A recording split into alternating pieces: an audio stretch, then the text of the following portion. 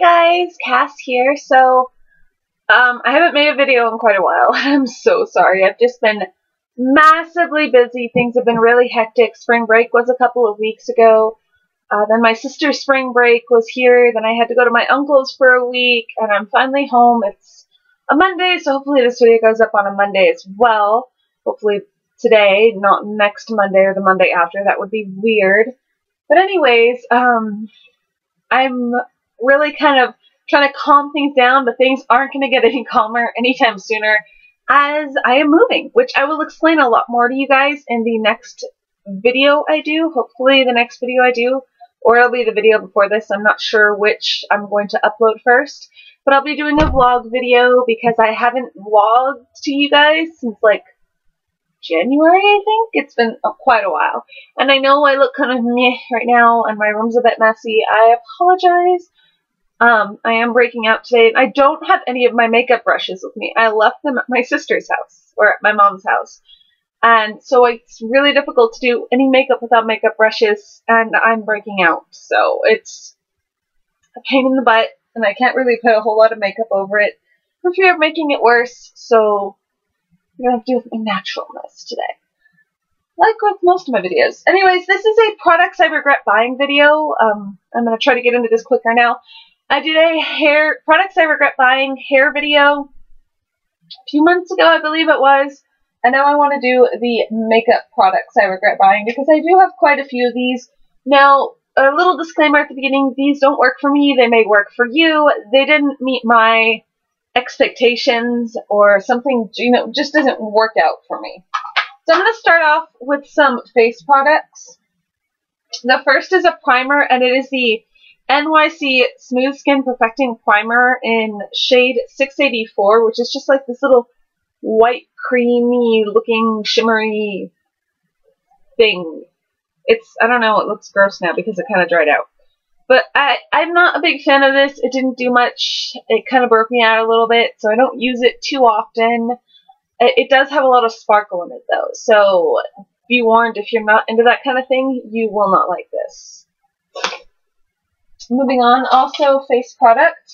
This is mainly because I didn't get in the right shade. I grabbed the wrong shade.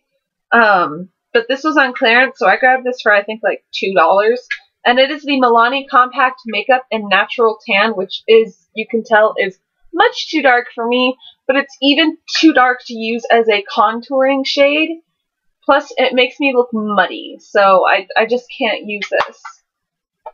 Another foundation powder, this is also the wrong shade, and it kind of makes me look orange, is the NYC Smooth and Natural Matte Powder Foundation in Metro Tan.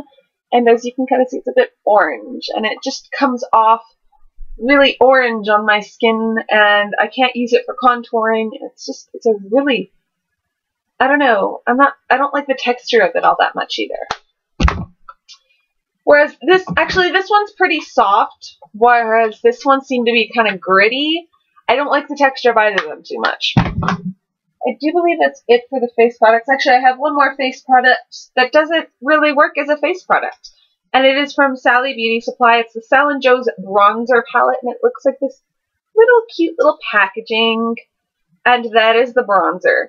I kid you not, that is supposed to be bronzer. All it is gold shimmer. It doesn't even really work as a highlight because it doesn't blend out enough. But it is just solid gold shimmer. I don't know how well you guys can see that. But I'm thinking maybe it would work better as an eyeshadow. But like I said, it doesn't blend out too well, so I don't know. Also, another product from Sally's is the Sal & Joe's eyeshadow palette. And this is in Amethyst. It looks like this. Looks so pretty. And the colors are pretty when you open it up, but the problem is they have practically no pigmentation. I mean, I have to sit there and push hard to get these swatches. Some of them have nice pigmentation, but they are kind of flaky as well, and the colors just didn't work for me. So there's that. Also, with eyeshadow, I'm going to be talking about one of my beloved brands because there are a couple of this brand that I really don't like. And these are the e.l.f. eyeshadow quads. I used to love these. These were like my favorite things in the world. and I had pretty much every color, but I feel like they must have changed it or something, the quality of it or something, because it's just not as pigmented as it used to be, and it's a lot more chalky, and I remember it being so much better. Maybe it's the shades I got, because I only got a few shades, but I got it in Silver Lining and Teal Dream, or those are the ones I have right now, and they just do not work for me at all. Thankfully, these are only $1, so it's not a whole lot of money lost, but that could have gone towards an eyeliner or a lipstick from e.l.f. too, so.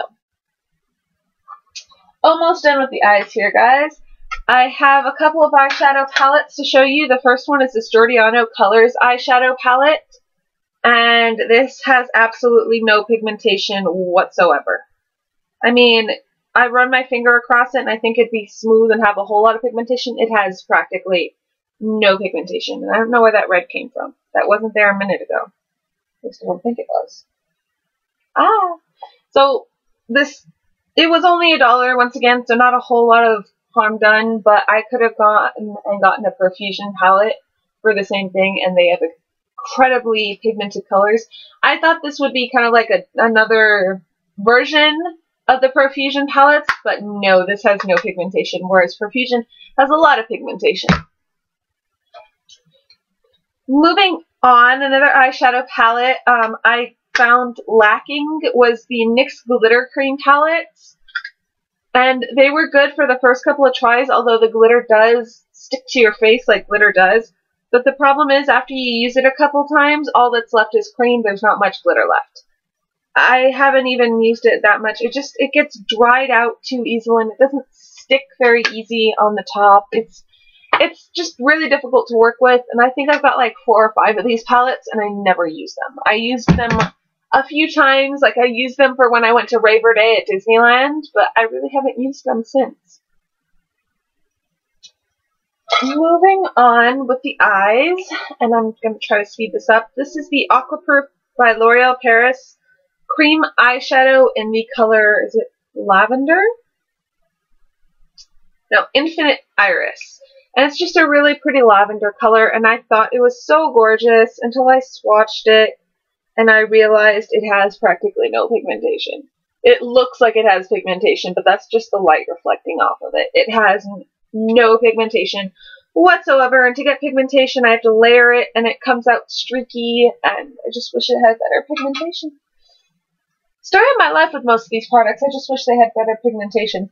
This is a Forever 21 eyeliner, their Love and Beauty eyeliner, and this I think came with a pencil as well, and it's cracking and falling apart. But the brush itself isn't bad. I don't mind the brush. This is what the liner goes on, and the problem with this liner is, I don't know if it's going to do it now because I want to show you guys, but we'll get back to that. I'll show you what the problem is with that liner once it dries. Another liner that I have a problem with, and this is the, I believe, last eye color, although I did miss a face product. This is another liner. This is the e.l.f. liner, glitter liner in in copper. And the problem with this is it doesn't really do a whole heck of a lot. It's not very precise. I feel like the glitter is pretty lacking. I mean, it shows up on my hand pretty well, but it doesn't show up on my eyes very well. Now, the main problem with this eyeliner is it's not going to show you right here because it doesn't want to, but it'll dry completely and then it'll start cracking and peeling off, and it flakes majorly. I refuse to put it anywhere near my eyes because all I did was a test swatch on my hand and it did not work. One face product, and then we'll finish this off with about 3 other lip products plus a mention because I don't have the product anymore. I gave it to my sister. This is the Coverall Stick by Wet n Wild, and this is in the color Light. It's kind of a salmon-y color. I figured it'd be good for my under eyes, but the problem is I have to sit there and push down because it's a really dry formula, and it is really nice once you push down, but I don't want to be pushing down right under my eye like that because that's mainly what I use concealer for, is my under eye circles. So that was a big kind of down for me. This next product is an all-in-one stick from LA Colors, lipstick, blush, and eyeshadow in the color, I don't think this has a color on it. It's just like a pinky purple lavendery color. And it looks like this, and the problem is, once again, there's like no pigmentation. I have to push it down super hard, and it's a super dry formula, and you can barely see anything, and it just doesn't work for me. I don't know. Maybe if you're going for a super light look, but for me, it just doesn't work. Same thing with these next products. These are the Jordana Easy Shine Glossy Lip Colors, and I thought the packaging was adorable, and I have it in watermelon juice and pink lemonade. They smell okay. They actually, I don't know, they smell pretty good. But the problem is I tried pouring them and they have no color to them. That is pink lemonade. There is nothing there except a little bit of shine. A little bit of light, light, light pink shine. There was really, really no color to it at all. And it just leaves my lips feeling oily and kind of gross. And that's the other one. It shows up a little bit better, but on my lips, it just fades away into nothingness. The last thing I want to mention are, I don't have them with me, are the Wet n Wild. I think they're the Juicy Lip Balms. They're the big, huge looking lip balms. They're similar to kind of like baby lip style, and I'm not banging on baby lips. It's not my favorite, but it's not, I hate it. But it looks like this, and it does kind of come out of the package. But the difference is it has like swirls in the design.